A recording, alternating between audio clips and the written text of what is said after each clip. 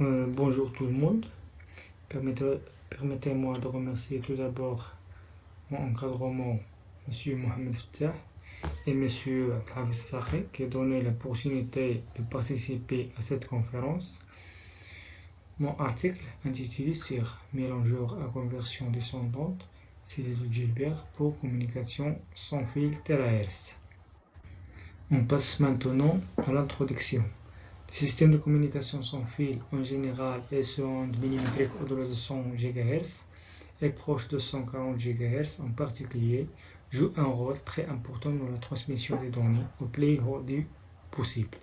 Cette bande de fréquence a une grande importance car elle est située dans une ligne de fenêtre atmosphérique terrestre située entre deux pics, l'un d'absorption d'oxygène et l'autre d'absorption d'eau, ce qui permet d'entraîner un faible taux d'atténuation de l'atmosphère terrestre. Les mélangeurs sont des composantes électroniques à transposition de fréquences très largement utilisées dans les systèmes de télécommunications afin de transmettre des informations. Le schéma synoptique d'un mélangeur de fréquences. Les mélangeurs possèdent trois entrées sorties comme illustre la figure suivante. Une voie RF, radiofréquence pour les signaux hautes. Une voie OL, oscillateur local qui est le voie de pompe, et une voie FI, fréquence intermédiaire pour la signal de basse fréquence. En pratique, le mélangeur réalise une multiplication entre les porteuses RF et OL afin de générer le signal IF. On passe maintenant au principe de fonctionnement d'un mélangeur. Théoriquement, le mélangeur génère une sortie IF dont la fréquence est égale à la somme et la différence des signaux d'entrée RF et OL, exprimée par la relation suivante. La figure suivante représente les spectres qui génèrent la sortie du mélangeur. RF, soit RF moins OL, OL plus RF, OL et RF, etc. On peut utiliser les mélangeurs dans la chaîne d'émission ou dans la chaîne de réception.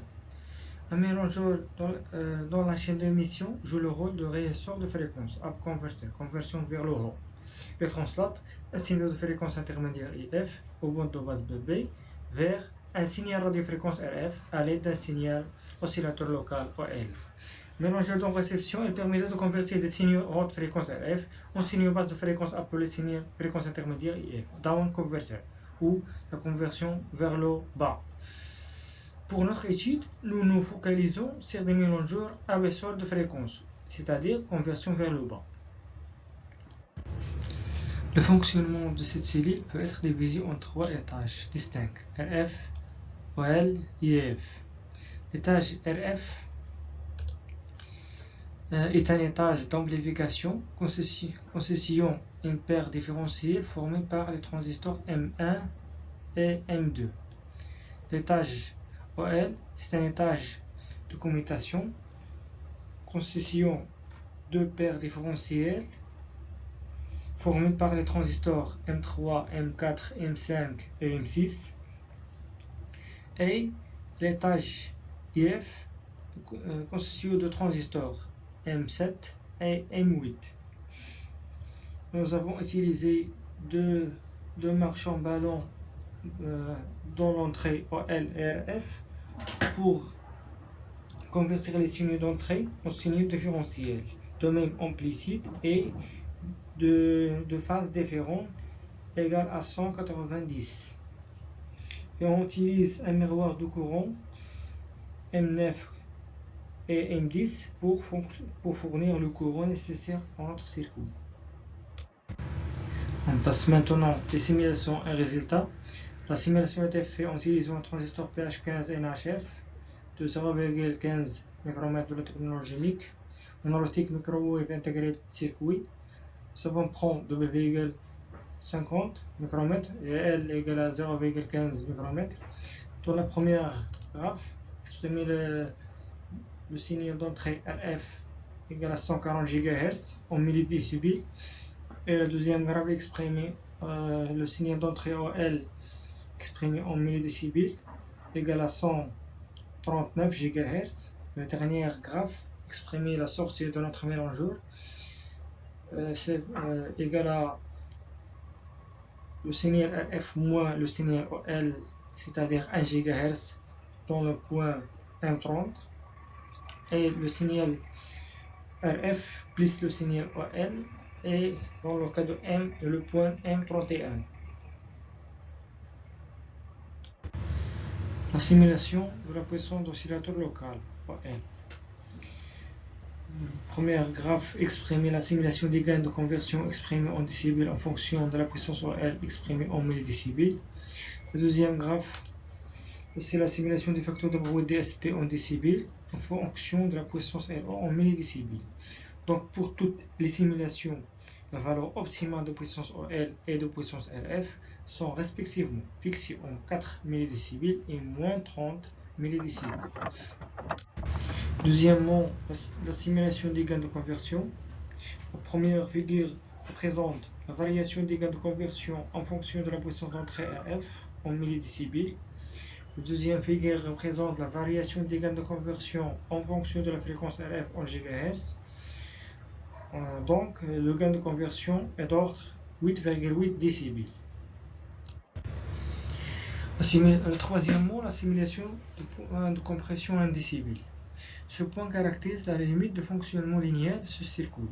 Il mesure la déviation de 1 décibel des gains de conversion en fonction de la puissance appliquée au mélangeur.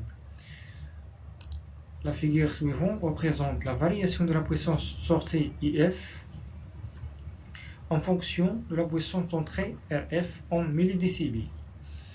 Le point de compression à 1 décibel de ce mélangeur correspond à une puissance d'entrée RF et une puissance de sortie IF respectivement égale à moins 12 et moins 4 millidécibels.